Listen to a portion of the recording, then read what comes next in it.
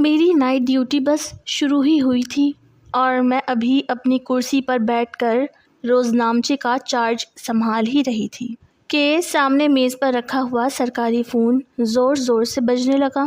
میں نے گہرے سانس کے ساتھ ہینڈ سیٹ اٹھایا تو دوسری طرف سے ہسپتال کے ایمرجنسی وارڈ سے ایک ڈاکٹر انتہائی گھبرائی ہوئی اور کانپتی ہوئی آواز میں بول رہا تھا کہ انسپکٹر صاحبہ، آپ فوراً الائڈ ہاسپٹل پہنچیں، یہاں ایک انتہائی ہولناک اور عجیب و غریب کیس آیا ہے اور حالات ہمارے کنٹرول سے باہر ہو رہے ہیں۔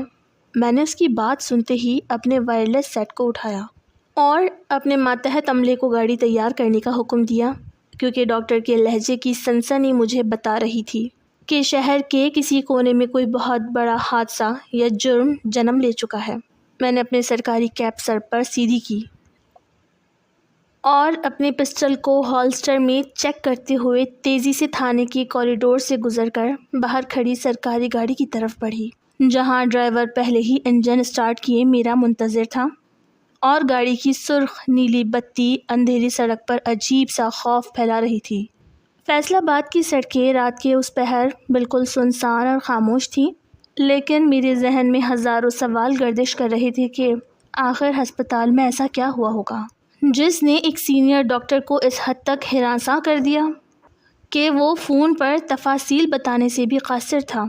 ڈرائیور نے گاڑی کی رفتار تیز کر دی اور سائرن کی آواز رات کے سناٹے کو چیرتی ہوئی ہسپتال کی طرف بڑھنے لگی، جبکہ میں کھڑکی سے باہر پھیلے گھنے اندھیرے کو دیکھ کر اس سچے واقعے کی ہولناکی کا اندازہ لگانے کی کوشش کر رہی تھی جو اب میرا پہلا بڑا کیس بننے جا رہا تھا۔ جب ہماری گاڑی ہسپتال کے بیرونی گیٹ سے اندر داخل ہوئی تو وہاں معمولی سے ہٹ کر عجیب سی افراتفری مچی ہوئی تھی اور سیکیورٹی گارڈ سہمے ہوئے کھڑے تھے، جیسے انہوں نے کوئی روح فرسا منظر دیکھ لیا ہو۔ میں گاڑی سے اتری اور اپنے ساتھ موجود لیڈیز کانسٹیبلز اور دیگر عملے کو تیزی سے اپنے پیچھے آنے کا اشارہ کیا اور ہم ہسپتال کی راہداریوں میں داخل ہوئے، جہاں دوائیوں کی مخصوص بو اور سہمے ہوئے لوگوں کے چہرے اس رات کی سنگینی کو مزید گہرا کر رہے تھے۔ جیسے جیسے میرے قدم ICU یعنی انتہائی نگہداشت کے وارڈ کی طرف بڑھ رہے تھے، مجھے دور سے ایک بہت ہی عجیب اور دل دہلا دینے والی آواز سنائی دینے لگی جو کسی عام انسان کی نہیں لگ رہی تھی۔ وہ ایک عورت کے فلک شگاف کہکہوں کی آواز تھی جو ہسٹریائی انداز میں پورے ہسپتال کی عمارت میں گونج رہی تھی، اور اس ہنسی میں کوئی خوشی نہیں بلکہ ایک وحشتناک جنون اور گہرا صدمہ چھپا ہوا تھا جسے سن کر میرے رونگٹے کھڑے ہو گئے۔ جب میں ICU کے بالکل باہر پہنچی تو دیکھا کہ ہسپتال کے 3-4 سینئر ڈاکٹرز اور پیرامیڈیکل اسٹاف کا عملہ ایک خاتون کو گھیر کر کھڑا تھا، اور وہ خاتون مسلسل اپنے ہاتھ ہوا میں لہرا کر دیوارہ ہنسی جا رہی تھی، جبکہ اس کے کپڑوں پر خون کے گہرے دھبے واضح دکھائی دے رہے تھے۔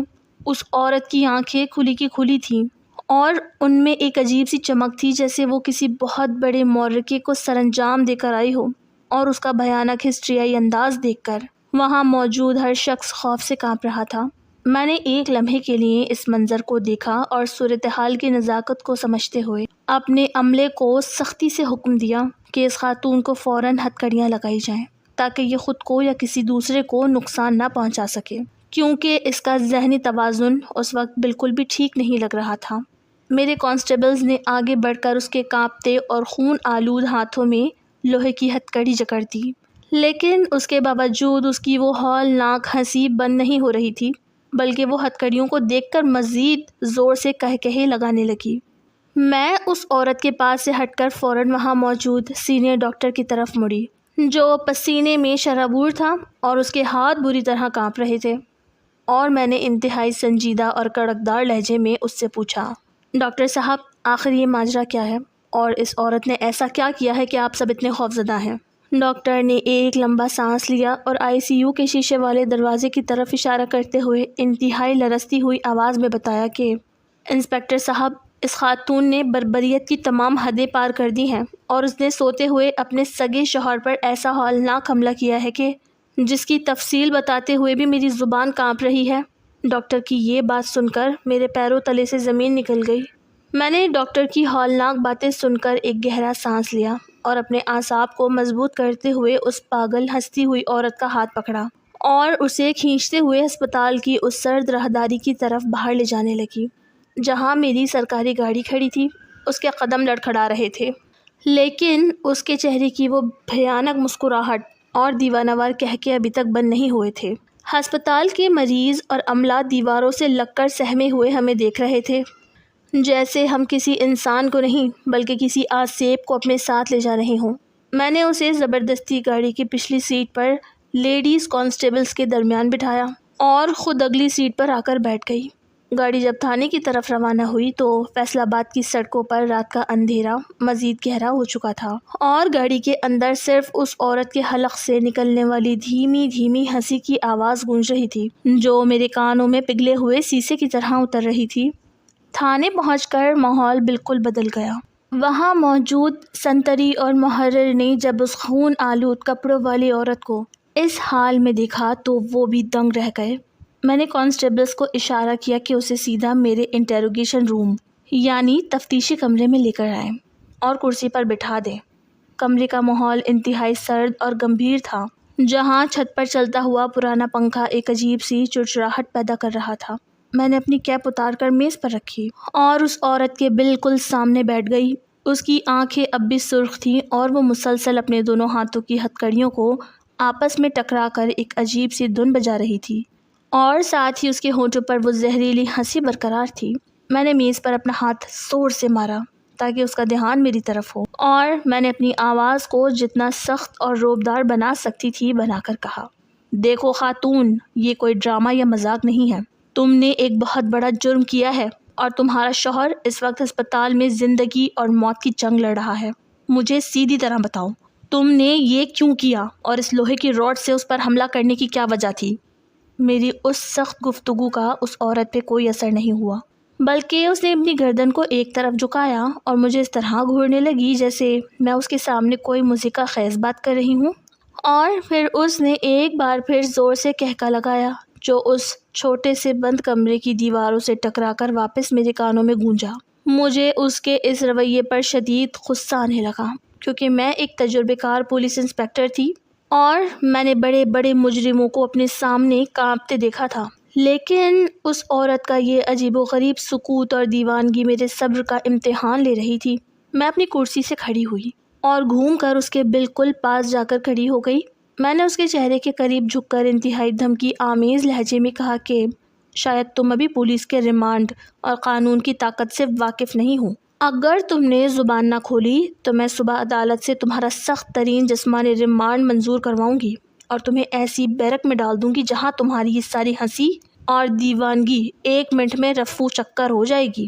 قانون جب اپنے ہاتھ کھینچتا ہے تو اچھے اچھے گنہگار اپنی زبان کھول دیتے ہیں، اسی لیے اپنے بھلے کی سوچو اور مجھے بتاؤ کہ اس رات تم دونوں کے درمیان کیا جھگڑا ہوا تھا جس سے تمہیں اس حد تک وحشی بنا دیا۔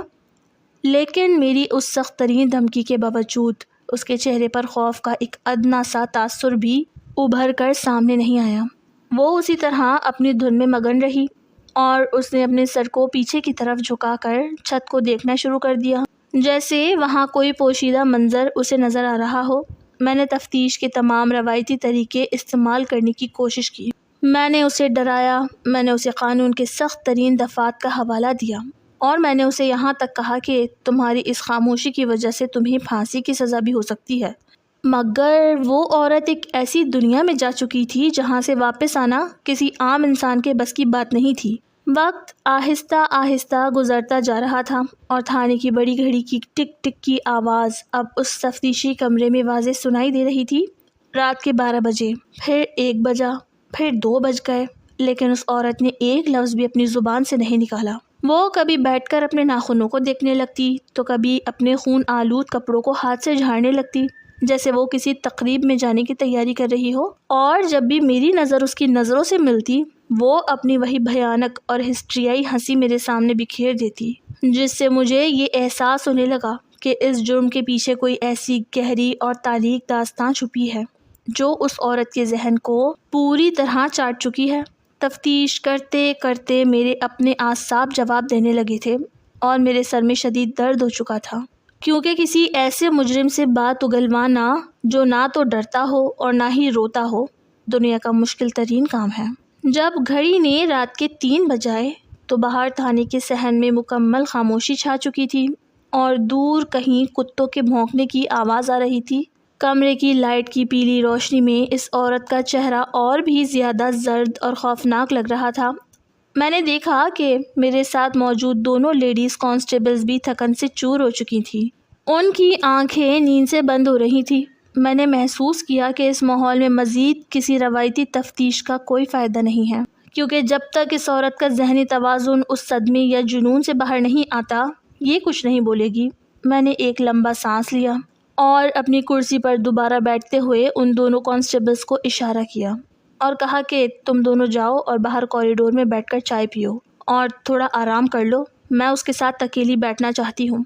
کانسٹیبلز نے میری طرف دیکھا اور ان کے چہروں پر فکر کے آثار تھے، کیونکہ ایک ایسی خطرناک اور غیر متوقع خاتون کے ساتھ کمرے میں اکیلے رہنا کسی خطرے سے خالی نہیں تھا۔ لیکن میرے حکم پر انہوں نے سر ہلایا اور تفتیشی کمرے کا بھاری لکڑی کا دروازہ بند کر کے باہر چلی گئیں۔ اب اس پورے کمرے میں صرف میں تھی اور وہ پراسرار عورت تھی جو فیصل آباد کے ایک معزز گھرانے کی بہو تھی، لیکن آج ایک مجرمہ بن کر میرے سامنے بیٹھی تھی۔ کمرے میں کانسٹیبلز کے جانے کے بعد ایک عجیب سا سناٹا چھا گیا اور صرف اس کی دھیمی دھیمی ہنسی کی آواز آ رہی تھی۔ میں نے اپنی میز پر پڑے پانی کے گلاس کو اٹھایا اور اس کی طرف بڑھایا تاکہ شاید پانی پی کر اس کا توازن کچھ بحال ہو سکے، لیکن اس نے گلاس کو دیکھا تک نہیں اور اپنی سرخ آنکھیں سیدھی میری آنکھوں میں ڈال دیں۔ اب ہم دونوں ایک دوسرے کے بالکل سامنے تھے۔ اب مجھے سختی کا راستہ چھوڑ کر اس عورت کے اندر چھپے اس طوفان کو سمجھنا تھا جس نے اسے ایک عام بیوی سے ایک ہولناک حملہ آور بنا دیا تھا۔ میں نے اس کے قریب ہو کر اپنے لہجے کو تھوڑا نرم کرنے کی کوشش کی اور کہا کہ دیکھو، اگر تم مجھے سب کچھ سچ سچ بتا دو گی تو شاید قانون تمہاری کوئی مدد کر سکے یا تمہاری سزا میں کچھ نرمی ہو جائے۔ مگر میری اس بات پر بھی اس نے کوئی جواب نہیں دیا۔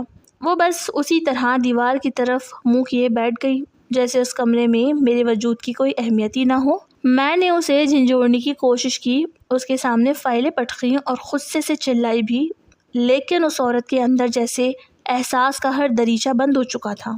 وہ ایک ایسی گہری خاموشی کی چادر اوڑھ کر بیٹھ گئی تھی جسے دنیا کی کوئی طاقت نہیں توڑ سکتی تھی۔ گھڑی کی ہر ٹک ٹک کے ساتھ رات بیت رہی تھی اور جب صبح کے 5 بجے تو تھانے کے باہر پرندوں کی چہچہاہٹ شروع ہو گئی، لیکن اس بند کمرے میں تفتیش کا نتیجہ بالکل صفر تھا۔ کانسٹیبلز باہر سے واپس آ گئیں تو میں نے تھکن سے چور ہو کر تفتیشی کمرے کا دروازہ کھولا اور باہر آ گئی، کیونکہ اب مزید کچھ پوچھنا وقت کا ضیاع تھا۔ اگلی صبح 9 بجے میں نے سب سے پہلے الائڈ ہسپتال کے ICU وارڈ میں فون کیا تاکہ اس کے شوہر کی حالت کا پتہ کر سکوں اور اس کا قانوناً بیان ریکارڈ کیا جا سکے، کیونکہ کسی بھی کیس کو عدالت لے جانے کے لیے زخمی کا بیان سب سے اہم ثبوت ہوتا ہے۔ فون پر ڈاکٹر نے مایوس کن آواز میں بتایا کہ انسپکٹر صاحبہ، مریض کی حالت ابھی تک انتہائی تشویشناک ہے، وہ گہرے کوما میں ہے اور اس کا دماغی نقصان اتنا زیادہ ہے کہ اس کے ہوش میں آنے کے دور دور تک کوئی امکانات نہیں ہیں۔ ڈاکٹر کی اس بات کا مطلب یہ تھا کہ ہمارے پاس تاحال مظلوم کا کوئی آفیشیل بیان موجود نہیں تھا جس کی بنا پر ہم کیس کی حتمی چارج شیٹ تیار نہیں کر سکتے تھے۔ قانون کے مطابق جب تک زخمی ہوش میں نہ آئے یا اس کی حالت مستحکم نہ ہو، ہم کیس کو اس طرح عدالت میں پیش نہیں کر سکتے تھے، کیونکہ عدالت سب سے پہلے زخمی کا بیان اور میڈیکل رپورٹس کا تقاضا کرتی ہے۔ اس صورتحال کو دیکھتے ہوئے میں نے فیصلہ کیا کہ آج اس عورت کو عدالت لے جانے کا کوئی فائدہ نہیں ہوگا، کیونکہ مجرمہ خود کچھ بول نہیں رہی تھی اور شوہر زندگی اور موت کی کشمکش میں تھا۔ اسی لیے میں نے اس کی گرفتاری کا باقاعدہ اندراج تو کر لیا، لیکن اسے مزید تفتیش کے لیے تھانے کی خواتین بیرک میں ہی رکھنے کا حکم دیا۔ دوپہر کے 2 بج چکے تھے اور میری 24 گھنٹے کی مسلسل ڈیوٹی اب ختم ہو رہی تھی۔ میرا سر درد سے پھٹ رہا تھا اور جسم شدید تھکن کا شکار تھا، اسی لیے میں نے اپنا چارج دن کے عملے کے حوالے کیا اور تھانے سے نکل کر اپنے گھر کی طرف روانہ ہو گئی تاکہ کچھ دیر آرام کر سکوں اور اپنے اعصاب کو پرسکون کر سکوں۔ پورا دن میں گھر پر رہی، لیکن میرے ذہن سے اس عورت کا وہ ہسٹریائی چہرہ اور الائیڈ ہاسپٹل کا وہ خوفناک منظر ایک پل کے لیے بھی اوجھل نہیں ہوا۔ مجھے بار بار یہی خیال آ رہا تھا کہ آخر اس خاموشی کے پیچھے کیا راز چھپا ہے۔ اگلی رات جب میری دوبارہ نائٹ ڈیوٹی شروع ہوئی اور میں رات کے 9 بجے واپس تھانے پہنچی تو کوریڈور میں داخل ہوتے ہی میں نے سب سے پہلے ڈیوٹی محرر سے اس کیس کے بارے میں پوچھا۔ محرر نے حیرت اور خوف کے ملے جلے تاثرات کے ساتھ میری طرف دیکھا اور بتایا کہ میڈم، یہ عورت تو انسان ہی نہیں لگتی۔ جب سے آپ گئی ہیں یہ اسی طرح ایک ہی جگہ پر چپ چاپ بیٹھی ہوئی ہے، نہ اس نے ایک قطرہ پانی پیا ہے اور نہ ہی کھانے کا ایک نوالا توڑا ہے۔ محرر کی بات سن کر میں نے فوری طور پر اپنے قدم خواتین لاک اپ کی طرف بڑھائے جہاں اس عورت کو رکھا گیا تھا۔ میں نے لوہے کی سلاخ کے باہر کھڑے ہو کر اندر جھانکا تو میرے رونگٹے کھڑے ہو گئے۔ وہ عورت بیرک کے ایک کونے میں فرش پر اسی طرح گھٹنوں کے گرد بازو لپیٹے بیٹھی تھی جیسے وہ کل رات میرے تفتیشی کمرے میں بیٹھی تھی۔ اس کے چہرے پر نہ تو کوئی تھکن تھی اور نہ ہی کوئی پچھتاوا، وہ بس ایک ٹک سامنے کی دیوار کو گھورے جا رہی تھی۔ میں نے اس کے سامنے لوہے کی سلاخوں کے پار دیکھتے ہوئے ایک گہرا سانس لیا اور بیرک کا بھاری تالا کھولنے کا اشارہ کیا۔ چابیوں کی کھنکھناہٹ سے بھی اس عورت کے جسم میں کوئی حرکت پیدا نہیں ہوئی۔ میں نے کانسٹیبل سے چابی لی اور خود تالا کھول کر اس کی اندھیری اور سرد بیرک کے اندر داخل ہو گئی۔ وہ اسی طرح گھٹنوں میں سر دیے فرش پر جمی ہوئی تھی جیسے اس کا جسم گوشت پوست کا نہیں بلکہ پتھر کا بنا ہوا ہو۔ میں نے اس کے بالکل سامنے زمین پر رکھی لکڑی کی بینچ پر بیٹھتے ہوئے اس کے چہرے کو غور سے دیکھا۔ اس کی آنکھیں سوجی ہوئی تھیں اور چہرے پر اڑی ہوئی زردی یہ بتا رہی تھی کہ اس نے پچھلے 24 گھنٹوں سے اپنے حلق سے پانی کی ایک بوند بھی نہیں اتاری تھی۔ میں نے اپنے لہجے کو ایک تفتیشی افسر کے بجائے ایک عام انسان کے روپ میں ڈھالتے ہوئے بہت دھیمے اور نرم لہجے میں اس سے پوچھا کہ خاتون، آخر تمہارے گھر والے کہاں ہیں؟ کل رات سے تم یہاں بند ہو لیکن تمہاری طرف سے کوئی بھی تھانے نہیں آیا، نہ تمہارا کوئی بھائی آیا، نہ باپ اور نہ ہی کوئی رشتہ دار تمہاری خیر خبر لینے پہنچا ہے۔ آخر ایسا کیوں ہے؟ کیا تمہارا اس دنیا میں کوئی نہیں ہے جو اس مشکل گھڑی میں تمہارے سر پر ہاتھ رکھ سکے؟ میری اس بات کا بھی اس نے کوئی جواب نہیں دیا۔ وہ بس اسی طرح ساکت بیٹھی رہی جیسے میری آواز اس کے کانوں تک پہنچ ہی نہ رہی ہو۔ میں نے مایوسی سے ایک نظر اس پر ڈالی اور بیرک سے باہر نکل کر سیدھی اپنے تفتیشی کمرے کی طرف آئی جہاں ڈیوٹی محرر اور تفتیشی ٹیم کے دیگر اہلکار موجود تھے۔ میں نے محرر کو اپنے پاس بلایا اور سخت لہجے میں پوچھا کہ میں نے تم لوگوں کو کل اس عورت کے خاندان اور اس کے پچھلے ریکارڈ کے بارے میں معلومات اکٹھی کرنے کا ٹاسک دیا تھا، اس کا کیا بنا؟ کیا تم لوگوں نے اس کے میکے یا سسرال والوں سے رابطہ کرنے کی کوشش کی یا بس ہاتھ پر ہاتھ دھرے بیٹھے رہے؟ محرر نے اپنی ڈائری کھولتے ہوئے انتہائی سنجیدگی سے بتایا کہ میڈم، ہم نے اپنی طرف سے پوری کوشش کی ہے اور جو معلومات سامنے آئی ہیں وہ انتہائی عجیب ہے۔ اس عورت کا فیصل آباد میں اپنا کوئی بھی نہیں ہے۔ یہ اصل میں ایک یتیم لڑکی ہے جس کے والدین بچپن میں ہی فوت ہو گئے تھے اور اس کا دور دور تک کوئی چچا، تایا یا بھائی نہیں ہے جو اس کی ضمانت کے لیے یا اس سے ملنے کے لیے تھانے کا رخ کرے۔ جہاں تک اس کے شوہر کا تعلق ہے تو اس کے گھر والے یعنی اس عورت کے سسرال والے فیصل آباد کے رہائشی نہیں ہیں بلکہ وہ سب ساہیوال کے ایک گاؤں میں رہتے ہیں۔ ہم نے وہاں کے مقامی تھانے کے ذریعے ان کے گھر پیغام بھجوا دیا ہے اور ان سے فون پر رابطہ بھی کیا تھا۔ انہوں نے فون پر بتایا کہ وہ آ رہے ہیں لیکن چونکہ فاصلہ زیادہ ہے اور ان کے پاس اپنی کوئی سواری نہیں ہے اسی لیے ابھی تک ان کا کوئی بھی بندہ فیصل آباد نہیں پہنچ سکا ہے۔ محرر کی یہ باتیں سن کر میرے دل میں اس عورت کے لیے ایک عجیب سی ہمدردی نے جنم لیا جو ایک پولیس افسر کے طور پر شاید غلط تھا، لیکن ایک عورت ہونے کے ناطے میں اس کے اکیلے پن کو محسوس کر سکتی تھی کہ ایک لڑکی جس کا اس پوری دنیا میں کوئی پناہ گاہ نہ ہو وہ کس طرح اتنے بڑے طوفان سے اکیلی لڑ رہی ہوگی۔ میں نے محرر کو ہدایت کی کہ جیسے ہی سسرال والے تھانے پہنچے انہیں فوراً میرے پاس لایا جائے اور تب تک اس عورت کی بیرک کی سیکیورٹی سخت رکھی جائے۔ یہ کہہ کر میں نے تھانے کے سرکاری میس سے ایک صاف ستھری پلیٹ میں گرم کھانا اور پانی کا گلاس لگوایا اور خود اپنے ہاتھوں میں وہ کھانے کی پلیٹ اٹھا کر دوبارہ اس اندھیری بیرک کی طرف چل پڑی جہاں وہ اکیلی قیدی اپنے ماضی کے مہیب سائے میں زندگی گزار رہی تھی۔ بیرک کا دروازہ کھلا تو میں نے کانسٹیبلز کو باہر ہی رہنے کا اشارہ کیا اور خود کھانا لے کر اس کے پاس چلی گئی۔ میں نے وہ گرم کھانے کی پلیٹ جس سے ابھی تک دھواں اٹھ رہا تھا اس کے بالکل سامنے فرش پر رکھ دی اور پانی کا گلاس بھی اس کے ہاتھ کے قریب لٹکاتے ہوئے بہت ہی نرم اور ممتا بھرے لہجے میں کہا کہ دیکھو خاتون، تم نے کل رات سے کچھ نہیں کھایا ہے، قانون اپنی جگہ کام کرے گا اور جو تم نے کیا ہے اس کی سزا تمہیں عدالت ضرور دے گی، لیکن اس کا یہ مطلب نہیں کہ تم خود کو اس طرح بھوکا مار دو۔ تمہارا جسم اب جواب دے رہا ہے، تمہارے ہونٹ سوکھ چکے ہیں، خدا کے لیے یہ کھانا کھا لو اور تھوڑا سا پانی پی لو۔ میں یہاں تمہارے دشمن بن کر نہیں بلکہ ایک انسان کے طور پر بیٹھی ہوں۔ میری اس بات پر اس عورت نے پہلی بار اپنی گردن کو آہستہ سے اٹھایا اور اس کی سنسان پتھرائی ہوئی آنکھوں نے اس کھانے کی پلیٹ کی طرف دیکھا جو اس کے سامنے رکھی تھی۔ جیسے ہی اس کی نظر اس کھانے پر پڑی اس کے چہرے کے سخت تاثرات اچانک پگھلنے لگے اور اس کے جسم میں ایک ہلکی سی تھرتھراہٹ پیدا ہوئی۔ وہ مسلسل اس روٹی کے نوالے کو دیکھ رہی تھی اور پھر دیکھتے ہی دیکھتے اس کی ان بڑی بڑی بے جان آنکھوں کے کونوں سے دو موٹے موٹے آنسو ٹپک کر اس کے گالوں پر بہنے لگے۔ وہ خاموشی سے رو رہی تھی، بغیر کسی آواز کے، بغیر کسی سسکی کے، بس اس کی آنکھوں سے پانی کا ایک سیلاب تھا جو رکنے کا نام نہیں لے رہا تھا۔ اس کے پگھلتے ہوئے موم جیسے چہرے اور ان بہتے ہوئے آنسوؤں کو دیکھ کر میرا پولیس والا تجربہ مجھے صاف بتا رہا تھا کہ اس عورت کا وہ لوہے جیسا سخت دل اب اندر سے بالکل نرم پڑ چکا ہے اور اس کے اندر جو جذبات کا طوفان کل رات سے دبا ہوا تھا وہ اب ان آنسوؤں کی شکل میں باہر نکل رہا ہے۔ میں نے اس کے بہتے ہوئے آنسوؤں کو دیکھا تو مجھ سے رہا نہ گیا۔ میں نے آگے بڑھ کر اپنے رومال سے اس کے چہرے کو صاف کیا اور کھانے کی پلیٹ اٹھا کر اپنے ہاتھ سے ایک نوالا توڑا۔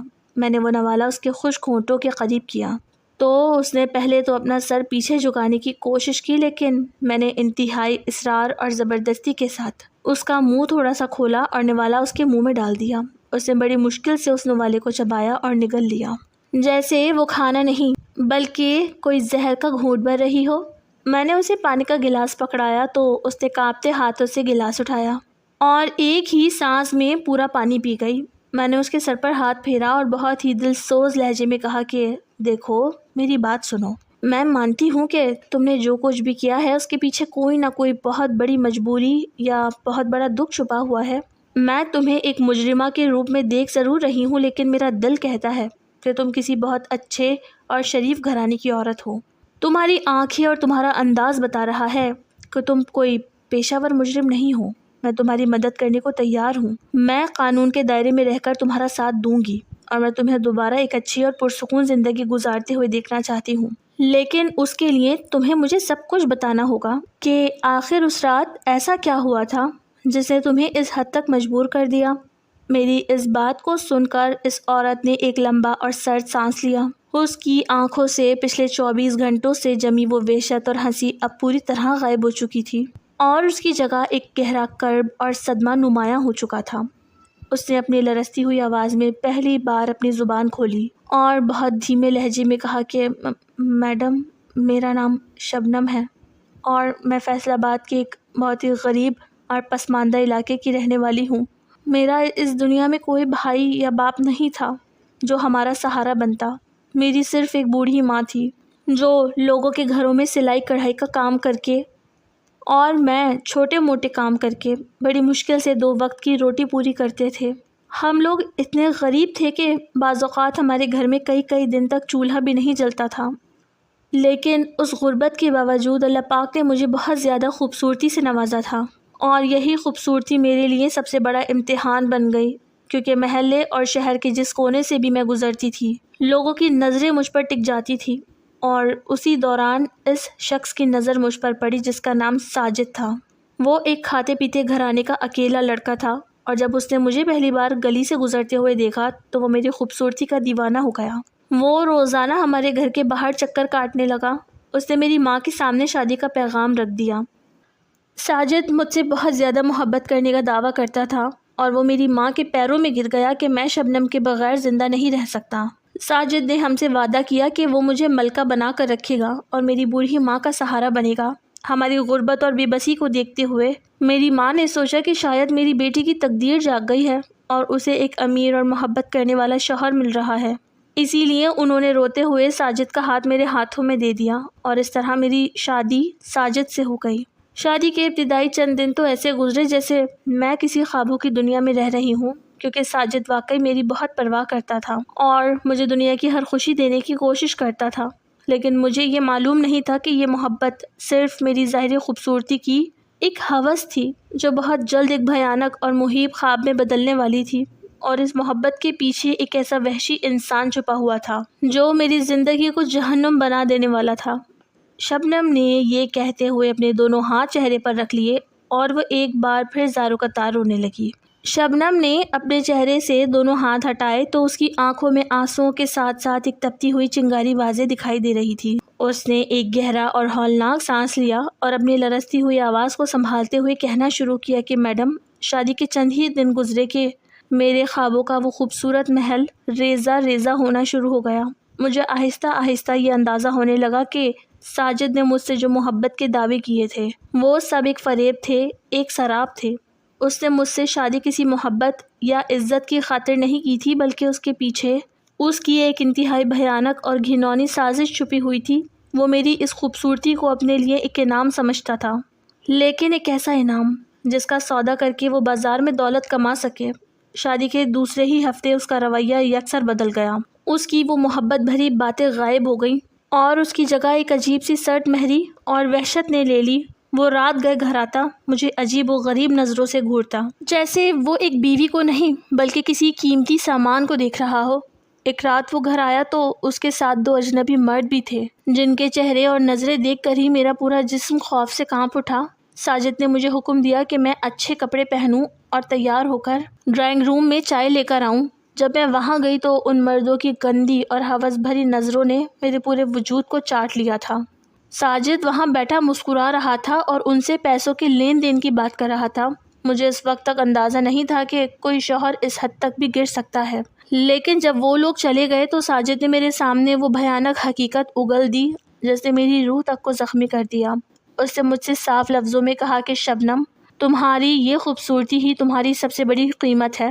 میں نے تم پر جو شادی کا خرچہ کیا ہے اب تمہیں وہ پورا کرنا ہوگا اور میرے بتائے ہوئے گاہکوں کے پاس جانا ہوگا۔ یہ سنتے ہی میرے پیروں تلے سے زمین نکل گئی، میرا پورا جسم پسینے سے شرابور ہو گیا اور میں اس کے پیروں میں گر گئی کہ خدا کے لیے میرے ساتھ ایسا ظلم نہ کرو۔ میں تمہاری بیوی ہوں، تمہاری عزت ہوں، لیکن اس وحشی انسان پر میری کسی آہ و بکا کا کوئی اثر نہیں ہوا۔ اس نے مجھے بالوں سے پکڑا اور زمین پر پٹخ دیا اور کہنے لگا کہ عزت اور محبت صرف کتابوں میں ہوتی ہے، یہاں صرف پیسہ چلتا ہے، اور تمہارا یہ خوبصورت چہرہ مجھے بہت امیر بنا سکتا ہے۔ اس دن کے بعد سے میری زندگی ایک زندہ لاش جیسی بن گئی۔ وہ روزانہ رات کو کسی نہ کسی نئے گاہک کو گھر لے آتا یا مجھے زبردستی گاڑی میں بٹھا کر شہر کے مختلف ہوٹلوں میں بھیج دیتا، جہاں میری عفت اور میری پاک دامنی کو روز نوچا جاتا تھا۔ میں جب بھی انکار کرتی یا روتی تو وہ مجھے لوہے کے پائپوں اور بیلٹوں سے اس حد تک مارتا کہ میرا پورا جسم نیلگو ہو جاتا، اور وہ مجھے دھمکی دیتا کہ اگر میں نے کسی کو بتایا تو وہ مجھے جان سے مار دے گا اور میری ماں کو بھی زندہ نہیں چھوڑے گا۔ میں اس دوزخ میں جل رہی تھی اور میرا روزانہ ایک نیا جنازہ اٹھتا تھا۔ میں یہ سب کچھ برداشت کر رہی تھی، لیکن میرے اندر کا انسان تڑپ رہا تھا۔ میں چاہتی تھی کہ کسی طرح اس قید سے نکلوں اور بھاگ کر اپنی ماں کے پاس چلی جاؤں اور انہیں ساجد کی اس درندگی کے بارے میں سب کچھ سچ سچ بتا دوں کہ جس شخص کو وہ میرا محافظ سمجھ کر مجھے اس کے حوالے کر گئی تھی، وہ تو اصل میں ایک بھیڑیا نکلا جو اپنی ہی بیوی کی آبرو کا سودا بازاروں میں کر رہا ہے۔ میں روزانہ رات کو رو رو کر اللہ سے دعا کرتی کہ مجھے اس جہنم سے آزادی مل جائے یا مجھے موت آ جائے، کیونکہ ایک عورت کے لیے اس کے شوہر کے ہاتھوں اس کی عزت کا نیلام ہونا موت سے بھی بدتر سزا ہوتی ہے۔ ایک دن جب ساجد گھر پر نہیں تھا تو میں نے ہمت کی اور چادر اوڑھ کر تیزی سے اپنے پرانے محلے کی طرف بھاگی تاکہ اپنی ماں کے گلے لگ کر اپنے سارے دکھ رو سکوں اور انہیں بتا سکوں کہ ان کی بیٹی کس حال میں جی رہی ہے۔ میرے دل میں ایک امید تھی کہ ماں تو ماں ہوتی ہے، وہ مجھے اس ظالم کے چنگل سے نکالنے کے لیے کوئی نہ کوئی راستہ ضرور نکالیں گی۔ لیکن جب میں ہانپتی کانپتی اپنی گلی کے موڑ پر پہنچی تو وہاں کا منظر دیکھ کر میرے دل کی دھڑکن جیسے رک سی گئی۔ ہمارے چھوٹے سے کچے گھر کے باہر محلے کے چند لوگ جمع تھے اور ایک عجیب سی خاموشی اور سوگ کا ماحول تھا۔ میں بدحواسی کی حالت میں دوڑتی ہوئی گھر کے اندر داخل ہوئی تو دیکھا صحن میں ایک چارپائی پر میری بوڑھی ماں سفید چادر اوڑھے ابدی نیند سو چکی تھی۔ محلے کی ایک عورت نے روتے ہوئے مجھے بتایا کہ شبنم، تمہاری ماں پچھلے کئی دنوں سے تمہاری جدائی میں بیمار تھی اور وہ رات کو اچانک دل کا دورہ پڑنے سے اس دنیا سے رخصت ہو گئیں۔ میری ماں کے اس دنیا سے چلے جانے کی خبر میرے لیے اس کائنات کا سب سے بڑا زلزلہ تھی۔ میں ان کے بے جان جسم پر گر گئی اور چیخ چیخ کر رونے لگی کہ اماں مجھے اکیلا چھوڑ کر کہاں چلی گئیں؟ آپ کا سہارا تو چھن گیا لیکن آپ کی بیٹی کی تو دنیا ہی اجڑ گئی۔ میں نے ان کا ہاتھ چوما جو اب بالکل ٹھنڈا ہو چکا تھا۔ اس لمحے مجھے احساس ہوا کہ میں اس پوری دنیا میں اب بالکل تنہا اور بے آسرا رہ گئی ہوں۔ اب میرا اس دنیا میں کوئی نہیں تھا جو میری چیخیں سن سکے یا مجھے ساجد کے ان مظالم سے بچا سکے۔ میری ماں کی موت نے میرے اندر کی رہی صحیح امید بھی ختم کر دی اور مجھے لگا کہ اب میں ہمیشہ کے لیے اس دوزخ کی مستقل قیدی بن چکی ہوں جہاں سے اب میرا صرف جنازہ ہی باہر نکل سکتا ہے۔ ساجد میری ماں کے جنازے پر بھی آیا لیکن اس کے چہرے پر افسوس کا ایک ادنا سا تاثر بھی نہیں تھا، بلکہ وہ وہاں بھی گدھ کی طرح میری خوبصورتی پر نظریں جمائے بیٹھا تھا۔ اور تدفین کے فوراً بعد وہ مجھے زبردستی کھینچ کر واپس اسی گھر لے آیا جہاں میری روح کا روز سودا ہوتا تھا۔ ماں کے جانے کے بعد میرا دل بالکل پتھر کا ہو گیا تھا کیونکہ اب میرے پاس کھونے کے لیے کچھ نہیں بچا تھا۔ لیکن ساجد کا ظلم دن بدن بڑھتا ہی جا رہا تھا۔ وہ اب مزید وحشی ہو چکا تھا کیونکہ اسے معلوم تھا کہ اب میرا کوئی والی وارث نہیں ہے جو اس سے سوال جواب کر سکے۔ شبنم نے یہ باتیں بتاتے ہوئے اپنے چہرے کو آسمان کی طرف اٹھایا اور اس کی آنکھوں سے نکلنے والے گرم آنسو اب اس کی ہتھکڑیوں پر گر رہے تھے، اور میں تفتیشی افسر ہونے کے باوجود اس کی اس دردناک داستان کو سن کر اندر سے بری طرح ہل چکی تھی، کیونکہ ایک عورت پر اس کے اپنے شوہر کی طرف سے یہ ہونے والا ظلم دنیا کا سب سے بڑا گناہ تھا، اور میں خاموشی سے اس کے اگلے لفظوں کا انتظار کر رہی تھی۔ شبنم نے ایک طویل اور سرد آہ بھری اور اس کے چہرے پر چھائی ہوئی اداسی اب ایک شدید نفرت اور وحشت میں بدلنے لگی تھی۔ اس نے اپنی ہتھکڑیوں میں جکڑے ہاتھوں کو سختی سے بھینچا اور کہنے لگی کہ میڈم، ماں کے جانے کے بعد میرے اندر کا خوف آہستہ آہستہ ختم ہونے لگا، کیونکہ جب انسان اپنی زندگی کی سب سے قیمتی چیز کھو دیتا ہے تو پھر اسے کسی اور چیز کے کھونے کا ڈر نہیں رہتا۔ ایک رات جب ساجد نے مجھے دوبارہ تیار ہونے کو کہا تو میں نے پہلی بار اس کی آنکھوں میں آنکھیں ڈال کر صاف انکار کر دیا اور کہا کہ بس بہت ہو چکا، اب میں مزید یہ گند اور یہ ذلت برداشت نہیں کروں گی۔ میں ایک آزاد اور شریف انسان کی بیٹی ہوں اور تم میری آبرو کا سودا کر کے جو دولت کما رہے ہو اس پر خدا کی لعنت ہو۔ میں اب تمہارے اس ظلم کے خلاف آواز اٹھاؤں گی اور سچائی کو پوری دنیا کے سامنے لے کر آؤں گی۔ میری یہ بات سن کر ساجد نے کہکا لگایا اور مجھے بالوں سے پکڑ کر زمین پر گھسیٹتے ہوئے کہا کہ تم میرا کچھ نہیں بگاڑ سکتی، میری پہنچ بہت اوپر تک ہے۔ لیکن میں نے اس دن ٹھان لی تھی کہ اب میں خاموش نہیں رہوں گی۔ میں نے اس سے کہا کہ میں پولیس میں جاؤں گی، میں تمہارے خلاف باقاعدہ رپورٹ درج کراؤں گی اور تمہیں اس درندگی کی سزا دلوا کر رہوں گی۔ چنانچہ ایک دوپہر جب ساجد گہری نیند سو رہا تھا، میں نے اپنی چادر اٹھائی اور کسی طرح گھر کا پچھلا دروازہ کھول کر باہر کی طرف بھاگی۔ فیصل آباد کی تپتی ہوئی سڑکوں پر میرے پاؤں میں چپل تک نہیں تھی، لیکن میرے دل میں ایک امید تھی کہ قانون اور پولیس مجھے اس بھیڑیے سے نجات دلائیں گے۔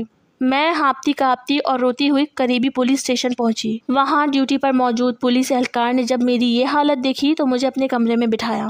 میں نے رو رو کر اس کے سامنے اپنی پوری بپتا سنائی اور ساجد کے ایک ایک ظلم کا ذکر کیا۔ میں نے اس سے التجا کی کہ خدا کے لیے میری رپورٹ درج کرے اور مجھے اس جہنم سے بچائیں۔ وہ پولیس والا میری کہانی سنتے ہوئے مسلسل مجھے بڑی عجیب اور گندی نظروں سے گھور رہا تھا۔ اس نے میری رپورٹ لکھنے کے بجائے چپکے سے ساجد کو فون کر کے تھانے بلا لیا۔ تھوڑی ہی دیر میں ساجد سہمے ہوئے انداز میں اندر داخل ہوا، لیکن جیسے ہی اس نے پولیس والے کا چہرہ دیکھا اس کے رویے میں ایک اطمینان آ گیا۔ وہ پولیس والا اپنی کرسی پر پیچھے کی طرف ہوا اور انتہائی مکروہ انداز میں مسکرا کر ساجد سے بولا کہ تمہاری بیوی تو بہت خوبصورت ہے اور یہ تمہارے خلاف بڑا سنگین کیس بنا رہی ہے۔ اگر یہ کیس درج ہو گیا تو تم ساری زندگی جیل میں سڑو گے، لیکن میرے پاس ایک راستہ ہے۔ اگر تم ایک رات کے لیے اسے مفت میں میرے حوالے کر دو تو میں اس کی کوئی رپورٹ درج نہیں کروں گا اور یہ کیس یہیں ختم ہو جائے گا۔ میڈم، مجھے امید تھی کہ ساجد ایک شوہر ہونے کے ناطے یا کم از کم ایک انسان ہونے کے ناطے تڑپ اٹھے گا اور اس پولیس والے کو مارے گا، لیکن اس بے غیرت اور وحشی انسان نے ایک لمحہ بھی نہیں سوچا۔ اس نے مسکرا کر اس پولیس والے سے ہاتھ ملایا اور مجھے اسی وقت اس کے حوالے کر دیا۔ اس رات اس پولیس اسٹیشن کے اس تاریک کمرے میں قانون کے ان رکھوالوں نے باری باری میری عفت کو نوچا اور بربریت کی وہ لرزہ خیز داستان رقم کی جس کو یاد کر کے آج بھی میری روح کانپ اٹھتی ہے۔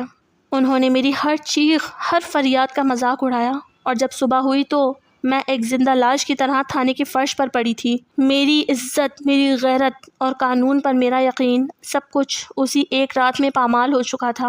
میں اپنے آپ سے بھی نظریں ملانے کے قابل نہیں رہی تھی۔ اس دن مجھے معلوم ہوا کہ اس معاشرے میں مجھ جیسی غریب اور بے آسرا عورت کے لیے انصاف کا کوئی دروازہ موجود ہے ہی نہیں، اور یہی وہ رات تھی جس نے میرے اندر کی مظلوم عورت کو مار کر ایک بھیانک انتقام کی آگ کو جنم دیا۔ وہ آہستگی سے کہنے لگی کہ میڈم، اس تھانے کی مہیب رات کے بعد ساجد مجھے ایک ٹوٹی ہوئی لاش کی طرح واپس گھر لے کر آیا۔ میں کئی روز تک کمرے کے کونے میں پڑی دیواروں کو تکتی رہی۔ میرے اندر کا سب کچھ مر چکا تھا، لیکن میری سانسیں ابھی باقی تھیں۔ میں نے کچھ دن بالکل خاموشی سے اسی دوزخ میں گزارے۔ ساجد نے سمجھا کہ اب میں پوری طرح ٹوٹ چکی ہوں اور کبھی اس کے سامنے سر نہیں اٹھاؤں گی، لیکن وہ غلط تھا۔ میں خاموش نہیں تھی، بلکہ میرے اندر انتقام کا ایک ایسا لاوا پک رہا تھا جو کسی بھی وقت پھٹنے والا تھا۔ ایک شام میں باورچی خانے میں برتن صاف کر رہی تھی کہ میں نے ساجد کو فون پر کسی سے ہنستے ہوئے بات کرتے سنا۔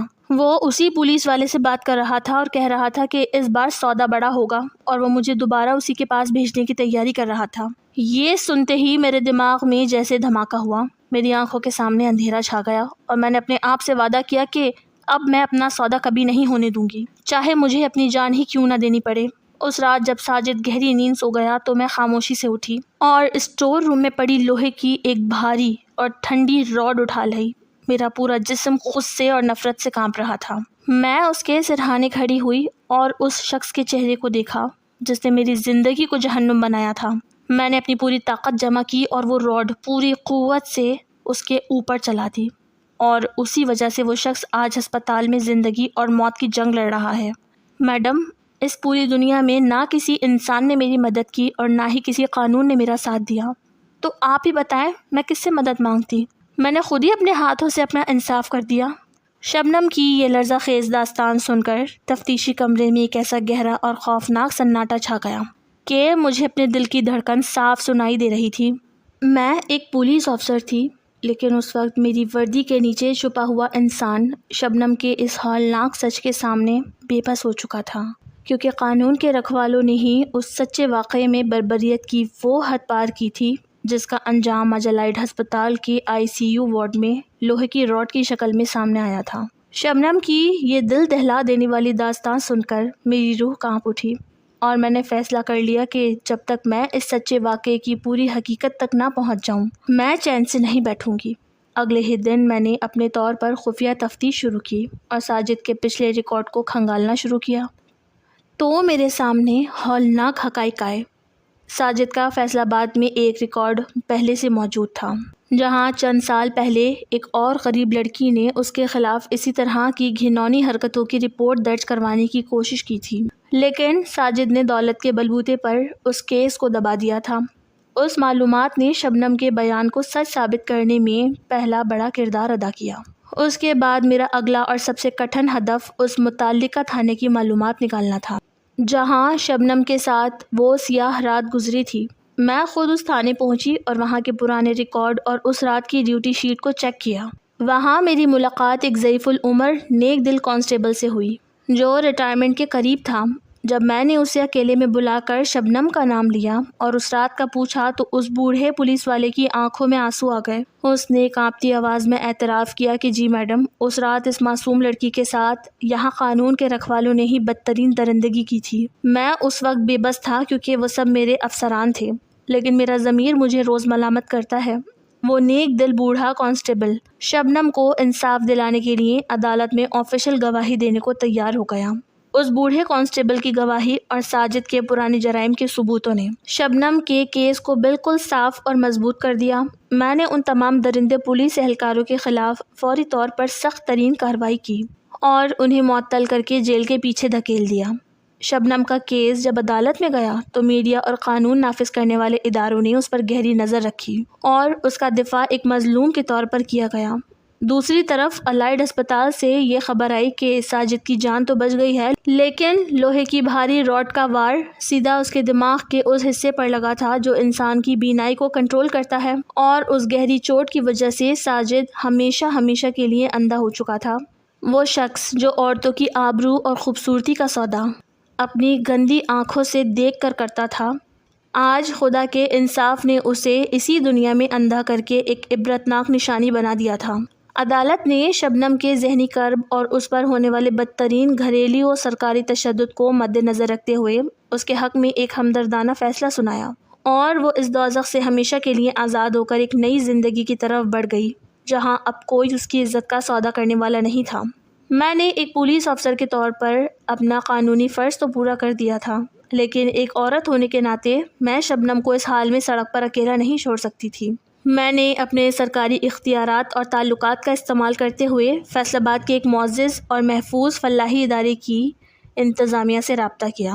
میں خود گاڑی میں بٹھا کر شبنم کو وہاں لے کر گئی اور شیلٹر ہوم کی انچارج کے حوالے کیا، جہاں اسے رہنے کے لیے چھت، تحفظ اور سلائی کڑھائی سیکھنے کی سہولت مل گئی۔ اس کے بعد میں واپس اپنی ڈیوٹی پر آ گئی، کیونکہ تھانے میں کئی اور کیسز میرا انتظار کر رہے تھے۔ شبنم اب قانون کی گرفت اور ساجد کے ظلم دونوں سے آزاد ہو کر ایک محفوظ جگہ پر اپنی زندگی کا نیا سفر شروع کر رہی تھی۔